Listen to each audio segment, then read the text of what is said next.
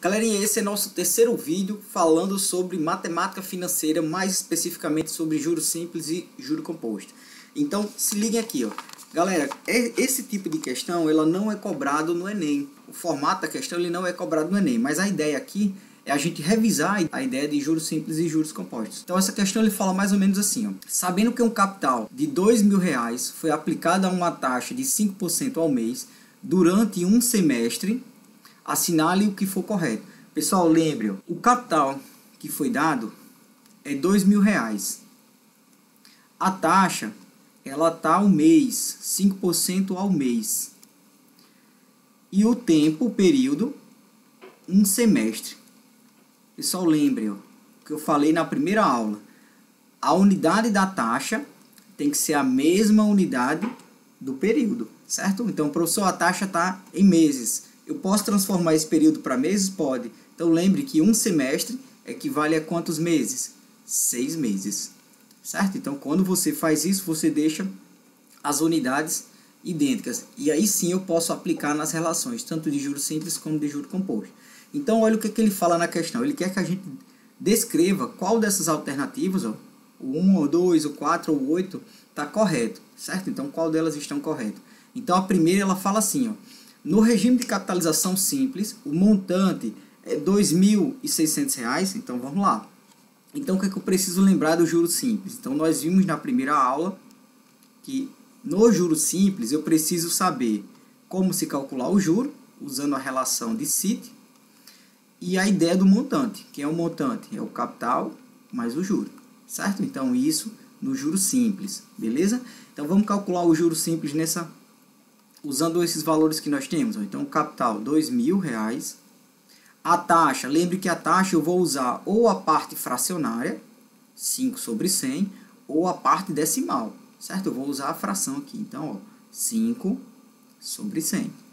Vezes o período aqui são 6, certo? Então, eu vou cancelar 2 zeros do numerador, 2 zeros do denominador. E daí vai ficar, ó, 5 vezes 6 dá 30, 30 eu multiplico por 20. Então, multiplicando 30 por 20, nós chegamos que esse juro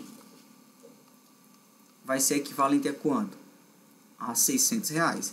Sendo que o montante vai ser quem? É o capital mais o juro. Então, o capital inicial foi 2.000, mais esse juro de R$600. Então, nós vamos ter um montante de R$2.600. E a juros simples, certo? Então, o que é que nós chegamos à conclusão? Que nessa primeira alternativa, isso aqui é verdade. Beleza? Se é verdade, observe, ó, na 2.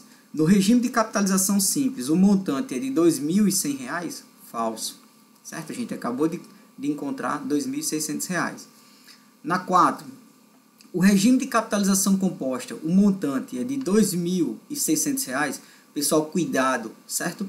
Eu trouxe esse gráfico aqui do lado para deixar vocês esclarecer essa observação. Por quê?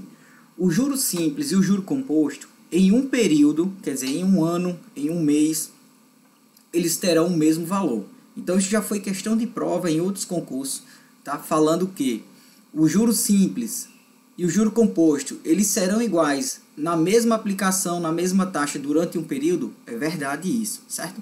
Mas nesse caso aqui a gente está utilizando 6 meses. Então o montante que vai ser gerado na capitalização composta, ela vai ser muito maior do que o juro simples. Beleza? Então nós só teremos esses valores aqui iguais em um período. Então observe aqui o gráfico aqui abaixo. Ó.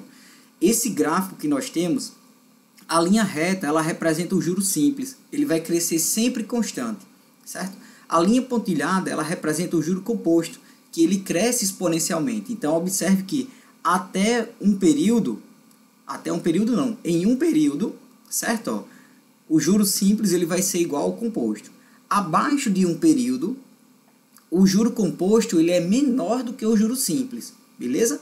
E acima de um período, o juro composto ele cresce, ó, exponencialmente, quer dizer, ele vai ser muito maior do que o juro simples, beleza? Então, cuidado nessa pegadinha. Então, esse gráfico aqui ele representa bem como funciona o crescimento de juros simples e juro composto. Então, nessa 4 está falso, certo? Então, de cara, está falso, porque a gente não está analisando em um período, em sim em 6 meses.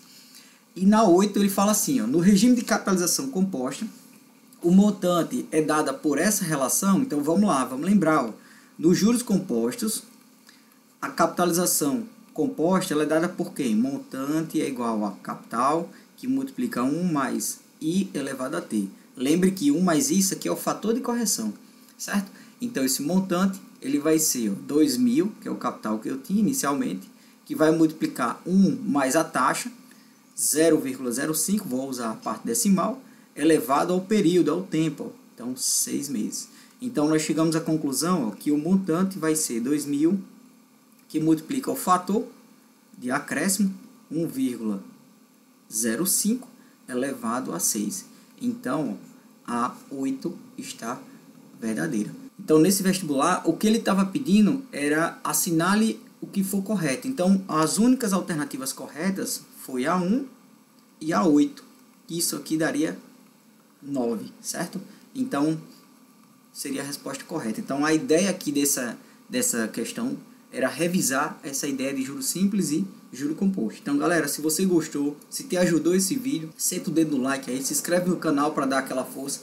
Abaixo vai ter uns links de aulas já gravadas com revisão aí para o Enem e para outros concursos, para a galera que está se preparando também para o IF-RN, os IFs de Brasil afora. E no final aqui do vídeo vai ter um card aqui na parte superior, também com a playlist das aulas já gravadas. Beleza? Então, curtam aí, façam parte do canal. Tamo junto, até a próxima.